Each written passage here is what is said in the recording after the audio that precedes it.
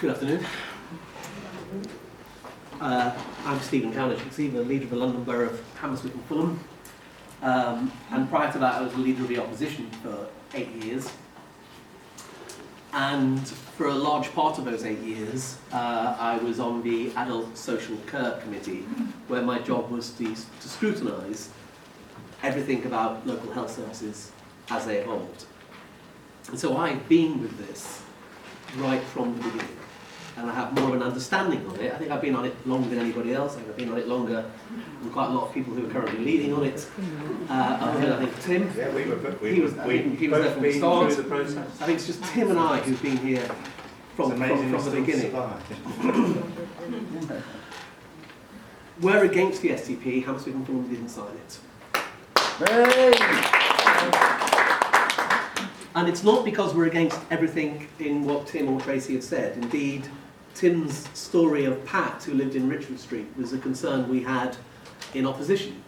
And that's why we wrote into our manifesto that we would abolish home care charges, which is what we did, that we would get rid of the 15-minute visits, because what can you do in 15 minutes, which is what we did, and that we would pay the home carers a London living wage, which is what we have done. But we've done all three of those things, and we're the only council in the United Kingdom to have done that, of any major political party.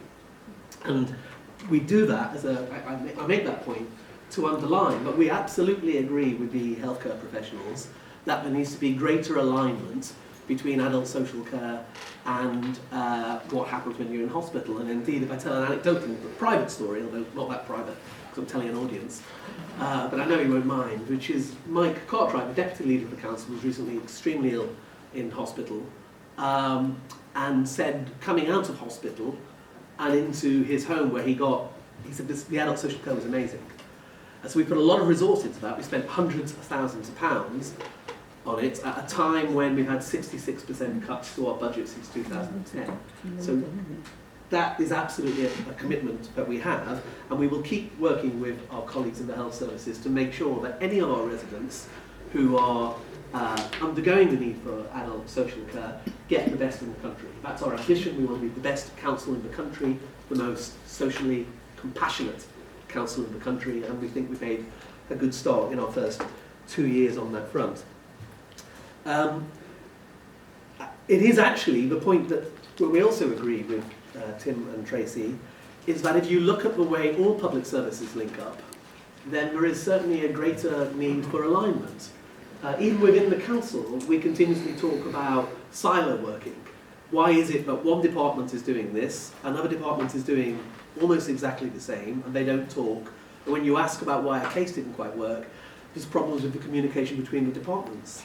And that's not just the case within the council, it's also the case with council departments relating to the health services or to the police or to a number of other services. So we think there is certainly no excuse for not being able to work as one in order to present the end user with an amazing service. And that's a modern way of approaching it, and we want to be radical in making sure that, again, that we're working with all the partners who are serving our residents in the most seamless way so that our residents get the best possible service. And that should definitely happen with health. And it needs to happen with health because they've got a budget problem. And if they do that, then that will help reduce their budgets. So all of that we agree on. And I don't think there's anyone in the room who disagrees with us on any of that. Where we disagree is going back to 2010. When this whole process started. Before the words shaping a healthier future ever came about, the Conservative Liberal Democrat government won election in 2010, and within a very short space of time, a plan that appeared in neither manifesto was announced to radically reduce the number of hospitals and radically reconfigure the health services. CCGs were created, hadn't been in any manifesto, which put GPs at the heart of the commissioning. I remember questioning James Riley, one of the chief executives of one of the local health foundation trusts, who had previously worked at Hammersmith and Fulham, on what are the technical management capabilities of moving from the old system to this CCG system. And I think the words he used, like there's a lack of resources, and that was in about 2011. Shortly after that, the plan began to progress even more, and it was announced that hospitals would be cut from, I think it was 8 to 5 initially, is that right? And the argument was that there was a clinical argument. But when you began to look at how things had happened, so for example, Chelsea and Westminster, which is a foundation hospital, was able to leaflet everybody in the very wealthy Chelsea, asking people to support their hospital, because it looked like a runoff between Chelsea and Westminster and Charing Cross. And yet Charing Cross wasn't able to leaflet because A, it wasn't a foundation hospital, but also Imperial, who ran Charing Cross, had a different plan, which was to reduce Charing Cross to a local hospital, which I'll come on to in a bit, and to sell off a lot of that land and build up a hospital at St Mary's. So whilst there may be some clinical reasoning in better care and centralised care in some cases, the overall argument for reducing hospitals wasn't clinical, it was financial and fitted a whole bunch of other corporate political objectives. Now that can't be the way to have done this, and we've opposed it consistently since it first came about, and we still oppose that process now. Shaping Healthier Future has missed a lot of its deadlines. I think the last 2 weeks it was meant to produce a business plan, and that again was not produced. And any of you who have attended the policy and accountability committees at the town hall will have seen that we've consistently asked for that over many years. And each time, it's always in about 3 months' time. And that 3 months comes about, and it hasn't happened. The budget has gone from 280 million pounds to about 1.3 billion, as you'll have seen from the Michael Mansfield report that this council led in having commissioned. So there looks like a degree of chaos. Now, I don't blame the people in the room for that chaos. If you're trying to merge all of North West London's hospital into a new organisation, and if you're trying to create this new body, it's the equivalent of merging 3 or 4 blue chip companies. The health service is one of the biggest organisations on planet Earth. I think it's the 3rd biggest employer, I think, or is it the 2nd? It would take a very difficult job to organise that. And people doing that have never done anything like that before. And with the greatest respect to them, whilst they have great clinical abilities, I have no confidence in their abilities to make quite such business process re-engineering, as it's technically called, on this scale, as no one has ever done anything like this before. And that's why you see this degree of chaos. So we've opposed Shaping a Healthier Future, and we oppose it because it's wrong. We see it as setting up a large part of the NHS, in some ways for ideological reasons. So when Nick Clegg and David Cameron started out on this journey, we believed that there was a strong ideological attack on terms of what they believed to be the NHS. They did see the budget issues in a different way to someone from a different political perspective would view. And they, I think, see a much larger role for privatisation than I or many other people of my political persuasion would agree. So we have in Jeremy Hunt somebody who wrote a paper saying that he thinks that we should move to an insurance-based healthcare system. Now, when we're told by officials that you need to sign this STP, it's the only act in town, my response is this is a political act. The reason we live in a democracy is to elect people to set the tone. The people who've been elected to set the tone in this particular case, I just don't agree with them. And I tell you, I was privileged enough to go to Harvard Medical School last year for a day. And the guest speaker we had was in America. I popped in and took part in a symposium there as well. The guest speaker, the reason I did that is the guest speaker was the person who set up Obamacare. He'd been fundamental to delivering Obamacare, which had given 40 million Americans some healthcare, having not had it before, but still leaves lots without. And he started his talk with a very simple sentence, because everyone in the room was British, and he was one of the best experts on the planet, why I guess he was lecturing at Harvard. And he said, can I start by telling you British audience, I have nothing to teach you. The NHS, the NHS is not just a jewel in your country, it is one of the lights of hope in healthcare on the planet. And it delivers excellent healthcare at lower prices than almost anybody else manages to pull off. And whilst there are certainly things you need to do to reform it, and to make it better, and to address modernity, and give people ever increasing levels of healthcare, it is already wonderful, and you shouldn't do anything to attack it. And that's what I think. I've thought that since it saved my life 3 times, when I was a child before the age of 5, and there's not a day I go by where I can't breathe without the use of some form of breathing assistance. So I know that if I'd been born in 1944 instead of 1964, I just wouldn't be alive, because the NHS kept me here. And I think what we have to do is to make sure we keep it for the next generation and the next generation, because we never know what it's going to look like in 2050 or 2020 or the turn of the next century.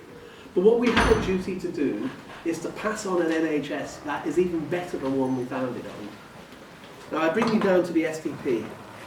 I think the STP is just shaping a healthier future, dressed up in another form. If you look at the document,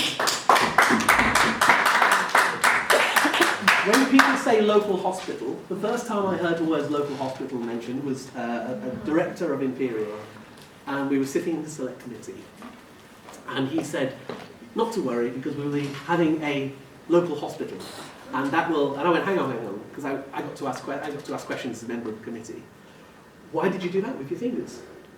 Because it looked like to me quotation marks. And he blushed, because he was a very decent man. He goes, well, it is quotation marks. It's not really a hospital in any way that's previously been a hospital. It's a new type of hospital called a local hospital. So I was like, what is this local hospital? I mean, does it have consultants? Does it do acute care? Does it have lots of acute care beds? They were unable to say. And essentially, the more we know about local hospitals, is that what they are is a clinic. That's what a local hospital is. It's a very good clinic. It's a better clinic than you're going to get anywhere else, probably, but it's a clinic.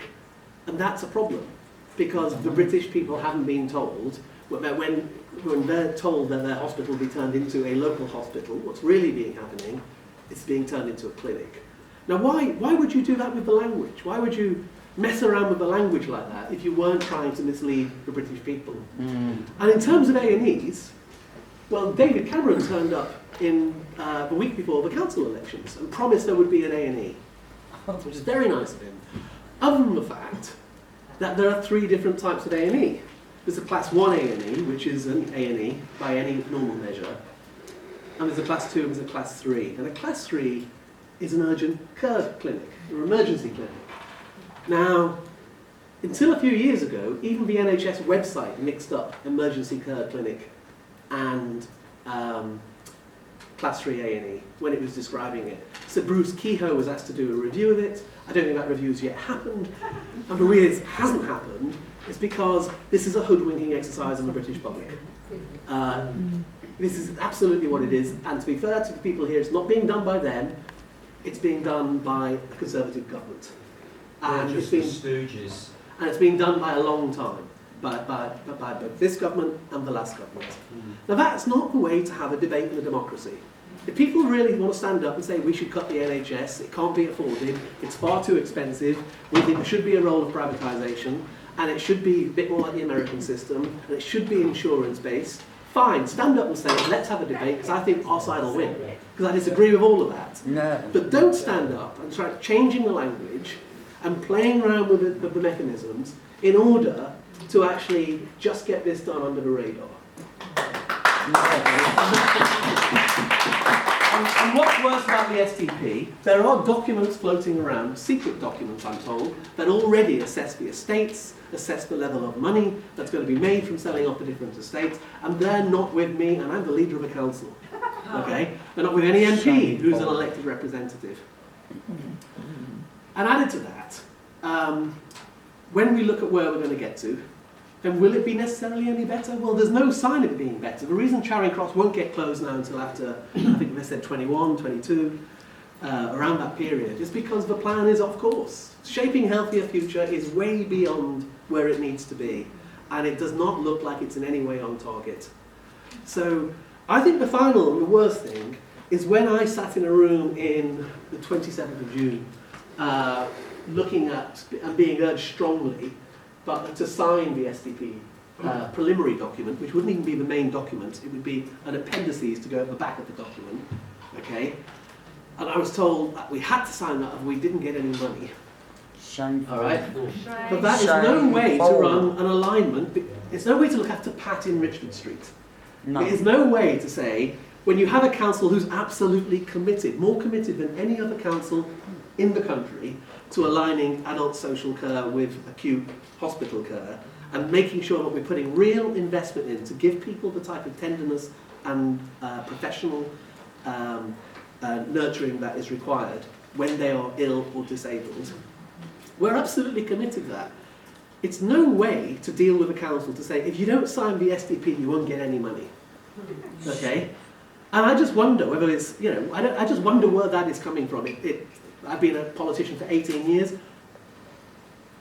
I smell a rat. That's what it is. You know, Bloody blackmail. when people start making threats that my residents are going to lose significant amounts of money and care unless I sign a document that would give away our hospital, that's implicit in it, then I don't think that's a reasonable way to deal with anybody.